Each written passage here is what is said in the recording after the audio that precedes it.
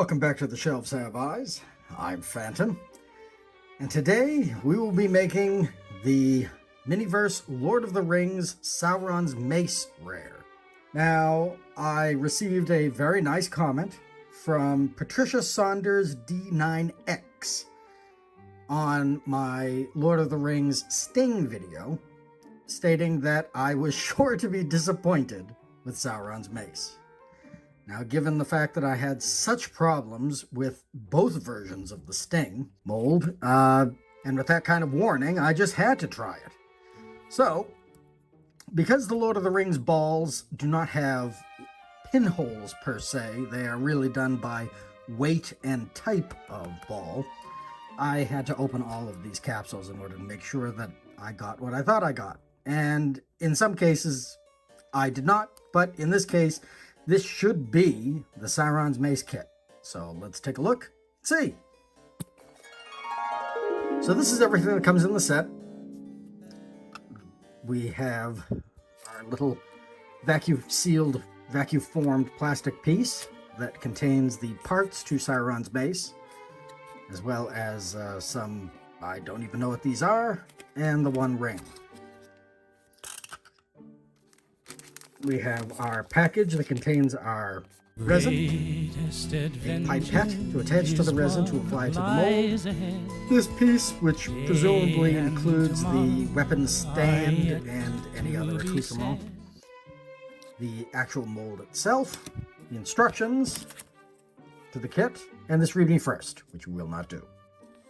So, today we will be making Sauron's Mace. And it looks like the construction is pretty much the same as what you would expect. We are making the pieces to the mace, apparently, in the mold. And then we are constructing the mace. So it actually seems like we are not constructing the mace itself. We are constructing the blades on the mace and then fitting them into the actual mace handle. Looking at this is just our checklist, and the mace is the limited edition. So we've already done the rare. I have to find the ultra rare Glamdring, and then this is the limited edition. With that in mind, let's get started. Now, in this box, we have another part of the map of Middle-earth. We have another piece of this delightful hay that gets everywhere that we've seen in not only the potions classroom, but also now the Jurassic World dinosaurs kits. So we have a rasp, and we have a little black anvil and hammer.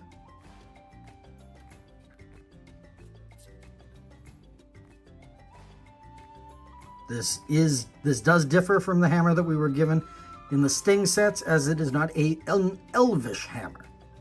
This is in fact a Mordor hammer.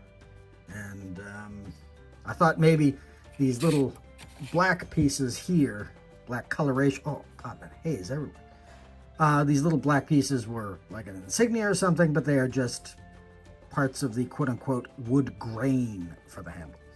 We have our mace blade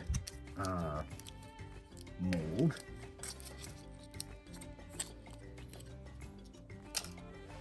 It'll be interesting to see how this works out.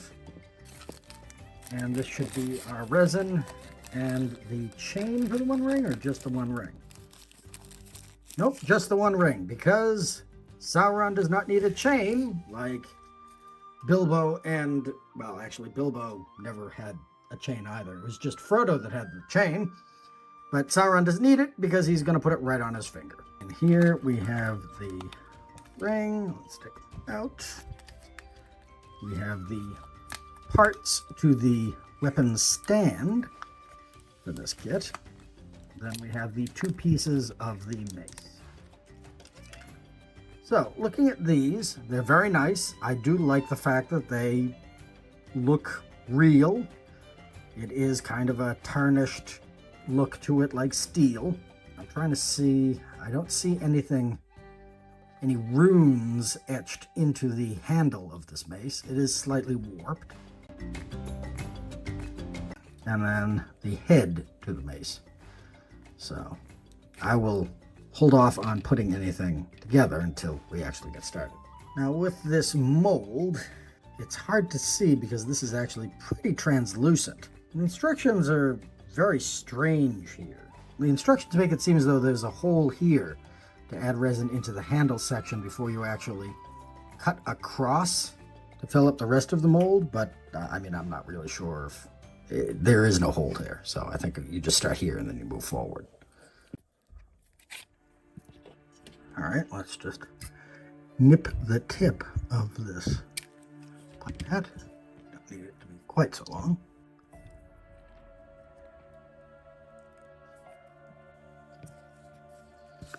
All right, so let's see if we can see what we can actually see here.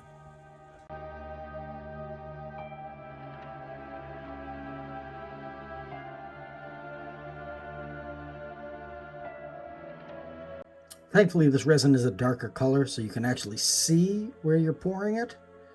I'm just pouring it right up to the top of the mold.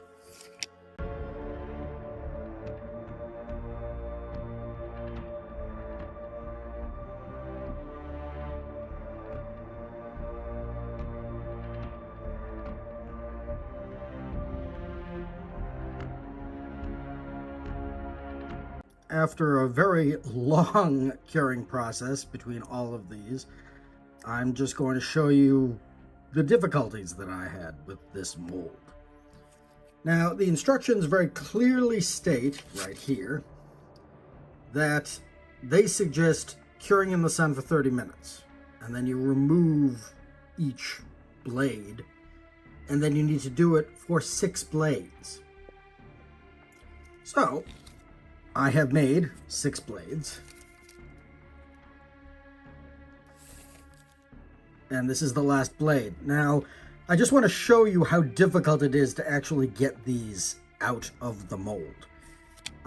It's not nearly as bad as Sting, but you have to pop the front part off first, so that comes out. And then you need to grasp the blade and then kind of free the rest of the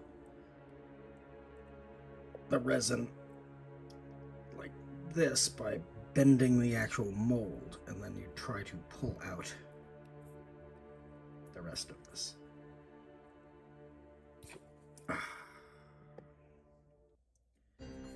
So there you have it.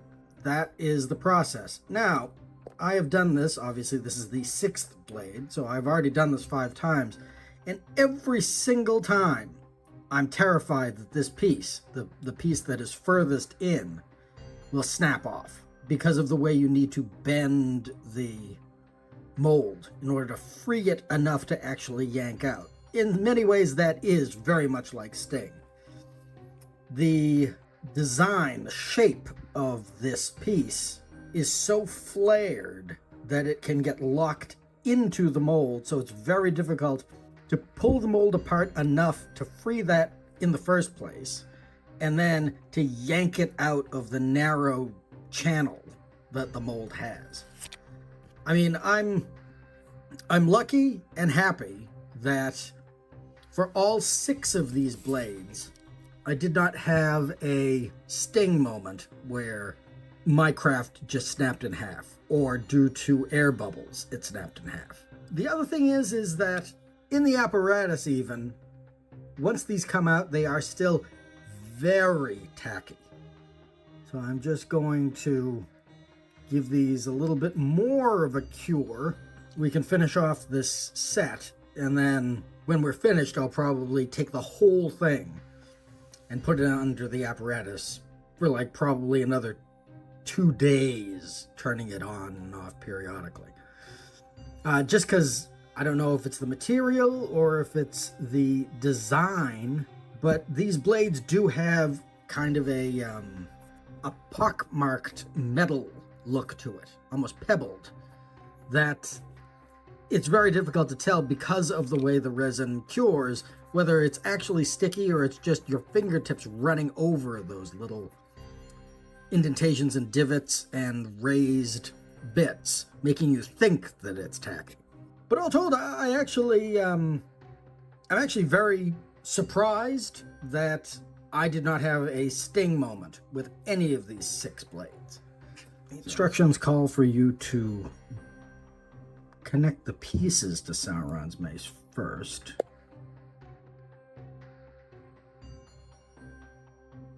And then you fit the blades into the head of the mace.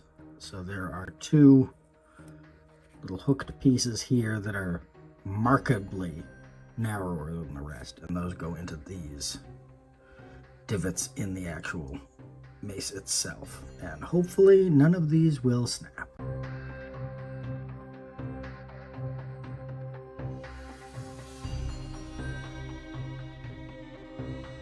Now there appear to be some minor imperfections. You can see here there's a hole there where an air bubble was. There's another one over here, and some of the edges are a little soft. But I'd like to think that they actually are giving this a little bit more character, almost as if the evil of Sauron partially melted this metal. But I actually think that that's kind of impressive, especially considering this resin is actually mimicking the burnished look of the rest of the handle very well, considering it is just a solid color resin with little bits of floating silver pigment in it. Make our little stand now.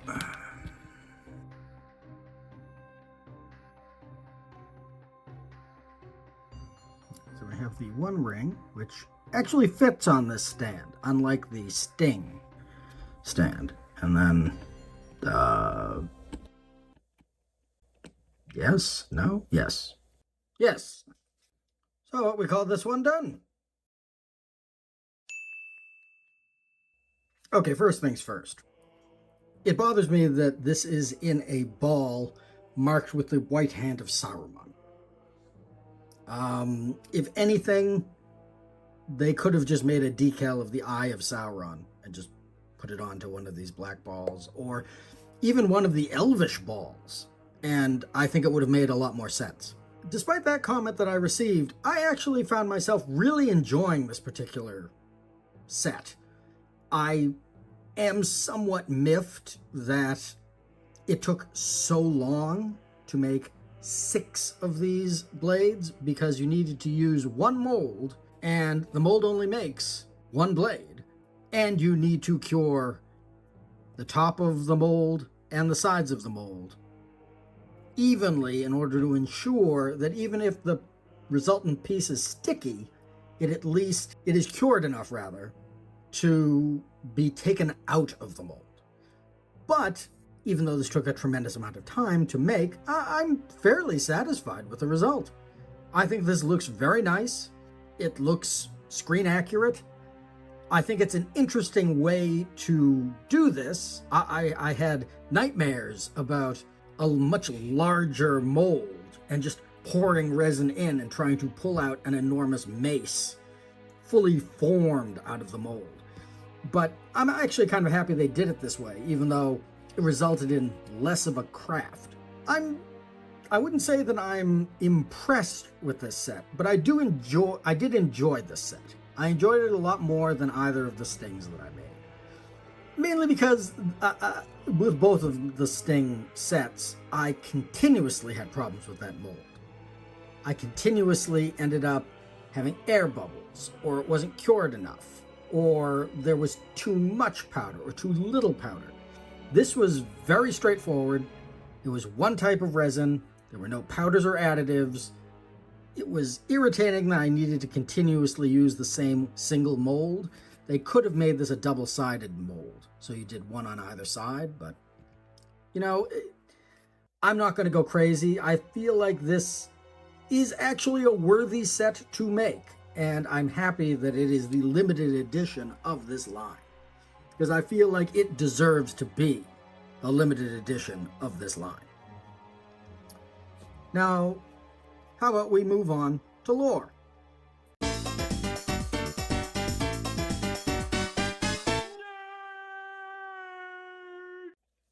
Okay, the Miniverse Lord of the Rings sets air much more towards the motion picture adaptations of these objects than they do the actual book descriptions.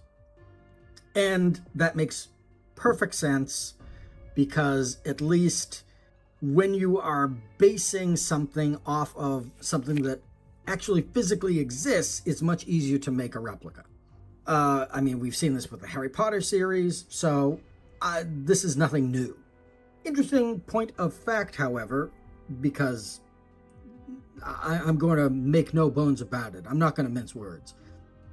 Sauron's Mace doesn't exist in the books. It only exists in the motion picture trilogy. Well, rather, Peter Jackson's Lord of the Rings trilogy. When it comes down to this particular weapon, Sauron is never described as using any weapon in the Lord of the Rings books. He is a villain that relies primarily on his own cunning and lies and deception, and then eventually the One Ring. I mean, when he has the One Ring, what other weapon do you really need? It is never described, the Battle of the Pelennor Field and the Last Alliance is never described in the books the way that it is shown in the prologue sequence of Fellowship of the Ring. In Fellowship of the Ring, Sauron appears fully armored with a mace, and he swings the mace and men go flying. It is a conscious design choice, I would say. However, the interesting thing about Sauron's depiction in the prologue sequence of Fellowship of the Ring is simply that the physical depiction of Sauron airs much more towards how Morgoth is described in the books and ancillary media. For people who are not Tolkien addicts, Morgoth was the original Dark Lord. Morgoth, or Melkor, he was the first of the Valar that posed a threat to Valinor and Middle-earth. He is the one responsible for sending Ungoliant, the giant spider, to poison the Tree of Valinor so that he could then steal the Silmarils. I mean, Morgoth is the big bad. If there is a version of the devil or Satan in Lord of the Rings, it is Morgoth, not Sauron. Sauron was Morgoth's apprentice, his second in command. He was an understudy, you might say. When Morgoth was finally defeated and cast out, Sauron picked up the pieces. And it's important to note that the pieces that Sauron picked up were only things that Morgoth had created. Morgoth is the one that created orcs. Morgoth is the one that created Balrogs and commanded them in battle. Really, Sauron was much more of a deceitful diplomat, let's just say. And in the Rings of Power series on Amazon, I think that that's an excellent interpretation of Sauron. And I think that it is amazing that they were able to actually go back and do that, because it shows far more shades. Not that Sauron was ever good, but he was tempted and became Morgoth's apprentice. So at one point he was a normal good person who then became seduced and twisted. Doesn't excuse any of his actions, but that is the story of Sauron. So following Morgoth's defeat, Sauron became the new Dark Lord and began his own campaign trying to conquer Middle-earth. And then that leads into The Hobbit and The Lord of the Rings. Now, the interesting thing about Morgoth is described as being armored. Sauron is never described as being armored. Morgoth used a weapon. Sauron is never described as using a weapon, aside from the One Ring.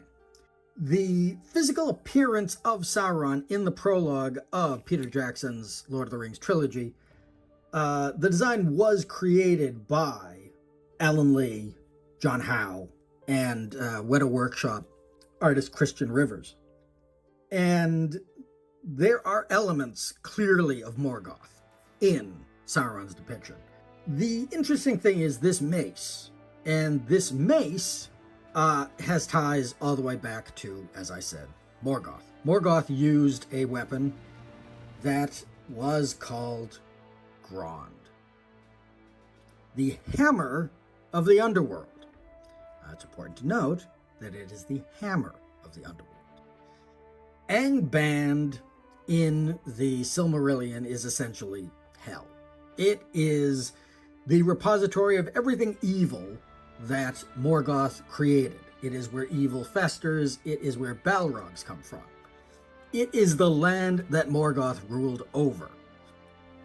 And the Smiths of Angband, if not Morgoth himself, created grond, which is a hammer that Morgoth uses like a mace. That's how it's described in the Silmarillion, the printed version that we have, that Christopher Tolkien signed off on as being the official version. However, if you go back into Tolkien's notes and the story ideas and the previous drafts, the weapon Morgoth uses at one point was a mace that Morgoth used like a hammer. So, however you want to envision that, that is the inspiration behind Sauron's mace. Sauron's mace is clearly patterned after Morgoth's grond. And of course, everyone knows that grond is also the name of the battering ram, the silver burning wolf battering ram that the orcs use to break into Minas Tirith in Return of the King. And that battering ram is named after Morgoth's hammer, grond. So what we have here is a weird little distillation of evil and villainy in Tolkien's works. We have Sauron's mace, which is clearly patterned after the crests on his helmet, the blades on his helmet, and also the design that kind of infiltrates every aspect of Mordor, because the mouth of Sauron has something that looks very much like this. The Witch King originally had a helmet that looked of this design before it was turned into what it was in the Return of the King movie. But yes, what we have is a reference and an allusion to Morgoth in Sauron's possession for Lord of the Rings. It is not a weapon that appears in the books, but it does have connections to other things from the books. So, all in all, I'm really happy with it. So, we come to the end here, and I will say that I am not upset that I made this. I'm not upset at how long it took. I'm actually not upset at this set at all, really. I like it. I think that it came out better in terms of it was easier to make than either of the things. I mean, it's the same set. It's just a different type of resin, different color resin you're using. It makes me somewhat more interested in seeing what the other Lord of the Rings sets are. So I'm going to keep rolling on with the Lord of the Rings sets. What do you think of this set? Are you disappointed that the craft involved is simply the blades of the mace? Or are you, like I am, so impressed with the final product that it doesn't matter that you're only making a small part of it? What are your thoughts? Let me know in the comments. And thank you very much, Patricia Saunders D9X, for sending me that comment and inspiring me to do this as the next project. I'm not disappointed in it. I like it a lot. I think this might be my favorite set of the, 2 that I've made for the Lord of the Rings set. Well, thank you very much for joining me today on The Shelves Have Eyes. I did have a lot of fun making this, and I hope that you had a lot of fun watching me do it. I'm very happy that there were no issues with resin and no problems. Butterfingers? and no problems this time. This was just a very nice, fun set to make. I'm impressed with the end result. And I'm going to be continuing doing more of these Lord of the Rings sets, because now I want to see what this series has to offer. If you enjoyed this video, and you enjoy Chrissy and I bumbling our way through the Miniverse, please think about liking this video, sharing it, and subscribing to the channel so you'll know when the next video drops. We're going to be continuing on with the Miniverse, and we may have some other surprises down the line. So stay tuned for that. Thank you very much for joining me. I've been Phantom. This has been The Shelves Have Eyes. Have a good night, y'all. Where there's a wit, there's a way. Where there's a wit, there's a way. Where there's a wit, we don't want to go to war today. But the Lord of the Lashes says, nay, nay, nay.